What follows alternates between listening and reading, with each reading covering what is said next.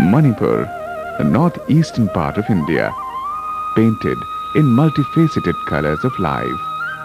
The state has its unique place for its magnificent natural beauty. The land of Manipur, owing to its traditions and old heritage, is also known as Land of Jewels. That is Manipur.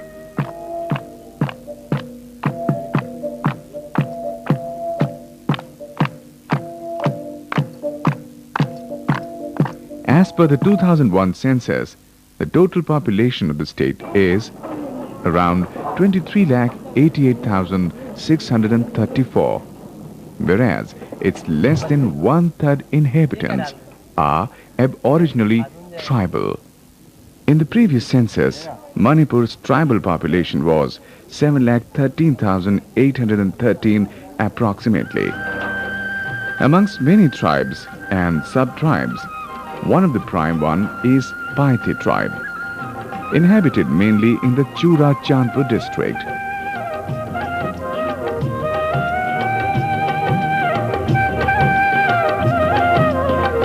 Paites are also found in the neighboring state of Mizoram's capital town, Aizawl.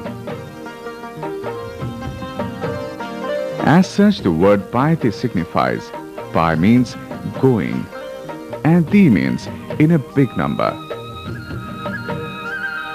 That it is said and believed that this community migrated from Myanmar's Chin Hill ranges to other places. Looks-wise, Paites are not much different from rest of the Mongoloid species. Their color, behavior and features are quite similar to the Mongoloid races. The Paite tribals are humble, simple and shy by nature. The Paites are considered to be the farming tribe. This tribe is neither aggressive nor wild. The Paite hamlets are normally located on or around the hilltops. Such places are often water deficient. Women have to come down to the lakes and water reservoirs to fetch their share of water supply. These hard-working women carry the water in vessels made of bamboo. With the advent of modernity and government efforts, this shortage of water has been managed to a great extent. This hilly area is lush green because of the forests all around. Paites adopt the Jew method of cultivation, in which parts of forests are deforested and crops are sown. Every next year, they change the land for cropping. The woods are cut and stubs and other greeneries burnt to prepare the land for cultivation. Paddy, potato, millet, ginger, mustard and till crops are grown here. The staple diet of Paite tribe is rice. All kinds of vegetables and meat, etc. is also taken by the Paite people. This tribe is primarily non-vegetarian and eats almost all kinds of meats. The raw wine made of rice is also consumed by these people. Use of tobacco is commonly seen both in Paite men and women. While the ladies smoke from the hookah, the men consume the handmade bidis or cigarettes. The intoxicated water of hookah is also used. This is consumed by all and sundry on the special occasions. Any festival or betrothal occasion is considered incomplete without wine and non-vegetarian food. Traditionally, these people have been residing in the houses located at a height from the surface land. The frame of the house is made with the help of wooden structure covered by the bamboo mats, giving them a shape of a wall. The floor of the house is made of wooden or bamboo platform. The construction is basically made of natural things, easily procured from the greens. The Paites are patriarchal, which means that the family clans are headed by the fathers. After the demise of the father, the eldest son inherits the property. As per the customs of the Paite community, the younger son, after the marriage, leaves his father's house and lives separately with his family, while the eldest son takes care of the parents. The Paite customs do not forbid marriage with the kins of brother and sisters of mother. Rather, it is preferred and it is highly recommended. But marriage with the kins of father's brothers and sisters is socially forbidden. The best means of tying the nuptial knot is by the consent of the parents. The marriage agreed by the parents is called Inndongta. The proposal of the marriage comes from the boy's family to the girl's family. The tradition of customary family council is still in vogue in these villages. Such councils are called Inndongta in their local dialect. It ensures the cooperation of family members. Customarily, the members of the body is pre-decided and they are allocated different works.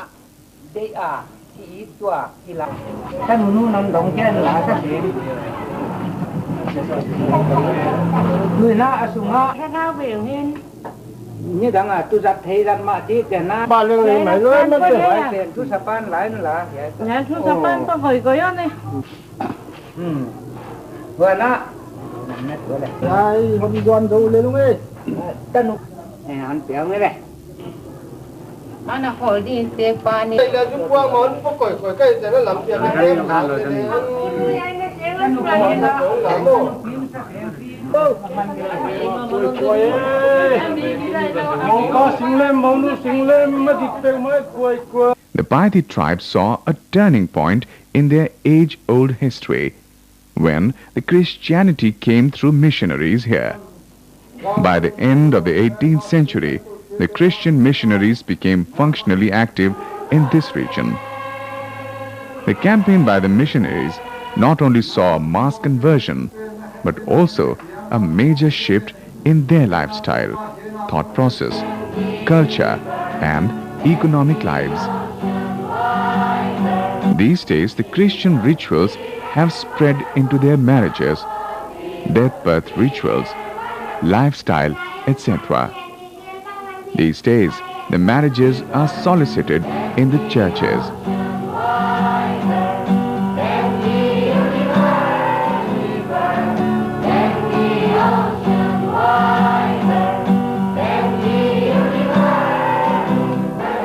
But this change is visible mainly in the urban areas, whereas the old customs are still into practice in the rural areas.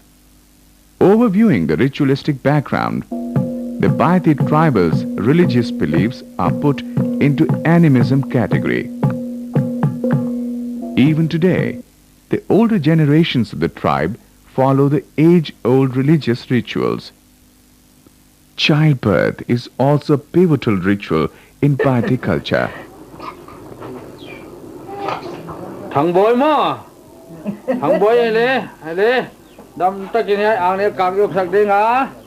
After the birth of the child, the relatives of the mother of the newborn bring along the rice bear called Tuilaksu and the chicken. Paites believe that Tuilaksu bear is good for the health of the newly born infant. After a week from the date of childbirth, a naming ceremony is organized. This custom is called Now and Zune. The Christian Paites hold this ceremony in their churches. The dead body is buried as per the tribal customs. On the outskirts of the village is an open space for burial called graveyard. The body is kept in coffin and placed in the grave. The grave is prepared by the young Paites. In the last rites, all the relatives and even all the villagers assemble to bid adieu to the departed soul. Earlier, the drink called zoo was offered to the visitors, but these days, tea has replaced it.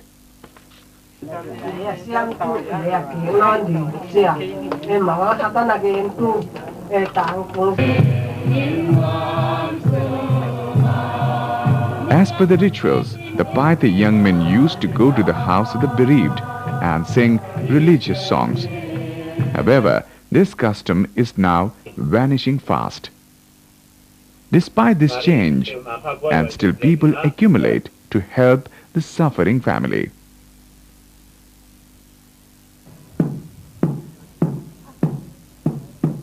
Paite tribe is known for their happy-go-lucky attitude. This is also quite evident in their festivals. Most of the festivals are related to agriculture. One of them is Khawnbawl, which is held after the harvesting. Yet another important Paite festival is called Sialkhumsa. This is held in the rainy season, at the time of sowing of seeds. However, their biggest festival is called Tong, which goes on continuously for 7 days. With the onset of modernity and the touch of urbanization, their dependence on agriculture is being reduced.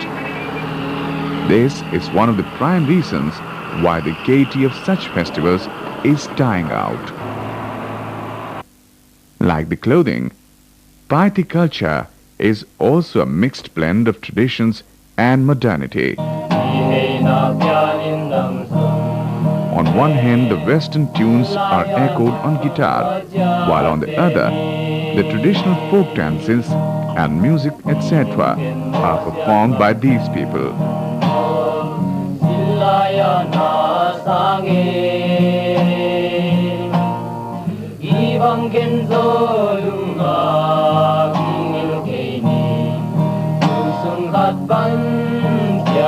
The expression related to life are expressed through these dance forms.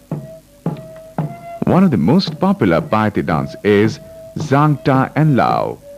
In this, the men and women dance in groups and move in a circle rhythmically. The musical instruments of this tribe are also quite simple. A drum and a bamboo flute. Kosim, a colorful dance dresses, make the identity a visual delight. However, the most attractive item comprising of their dance is the crown made of the horn of the mithun, the animal locally found.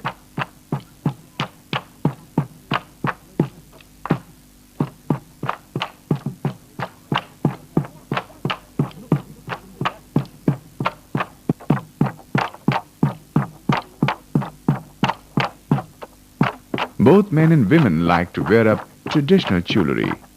Women adorn hark and tau. Hark is worn on the arms. Today, the lifestyle of Paite tribe is a unique combination of old and the new. Men usually adore pants and shirts. However, the women folk still wear the traditional dresses.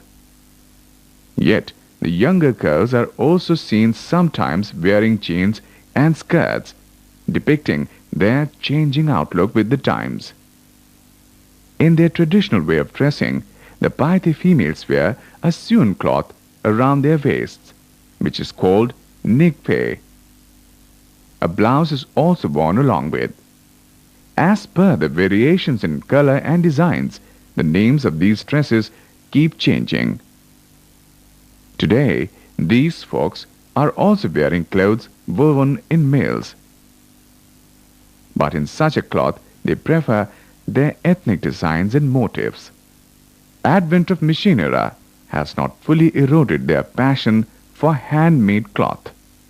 Especially the hand-woven colorful shawl pundum has particularly become the prime identity of the community, are also known by different names according to their sizes, colors and designs. For example, if Zol Pondum is given as marriage gift, then it is called Zol Poh. This shawl plays a very significant role in the lives of this tribe, so much so that a woman has to lay it on the dead body of her husband. If she does not do this ritual, then it is considered humiliating to the departed soul.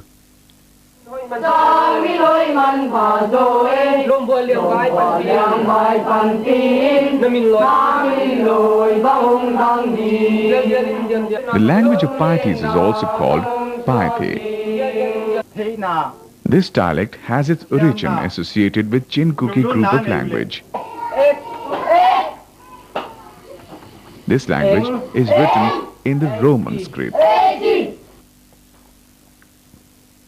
In India and Myanmar, around 250,000 people talk in this language. Educationally, this tribe is quite progressive.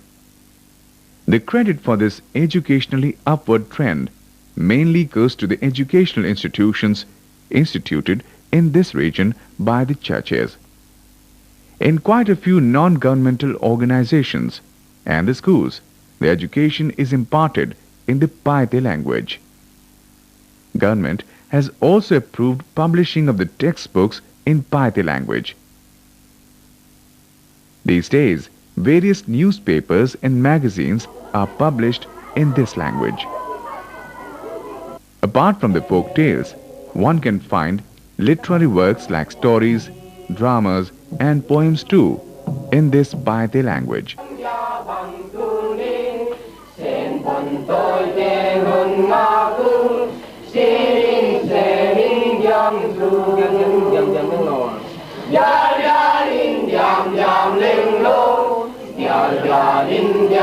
A lot of books are being written so as to preserve the Paite culture. Many organizations have come up to propagate the language in the state. One such is Young Paite Association. This association is spread all over the state in every Paite village, directly under control of Paite Tribal Council. Though the social structure of this tribe has changed significantly, but in older days, the control over the discipline of the village used to remain in the hands of the chieftains, called Khawnbawl-Upa. The council elected by him used to work under him. The chief used to be elected after considering his capacity, strength, and the number of his followers. Once a man used to become the chief, it used to run in his clan. Before India's independence, the tribes like Paite of Manipur used to be governed by the chiefs like Khawnbawl-Upa and his councils. After independence, Government of India stopped this system and constituted a village authority and thus promulgated the 1956 Manipur Village Authority Act. The members of the village authority thereafter is being elected by the villagers themselves democratically. A tribe which is consistently on the move, on the path of development and resurrection of their faith and culture, which they have been nurturing for years and years on this land of jewels called Manipur.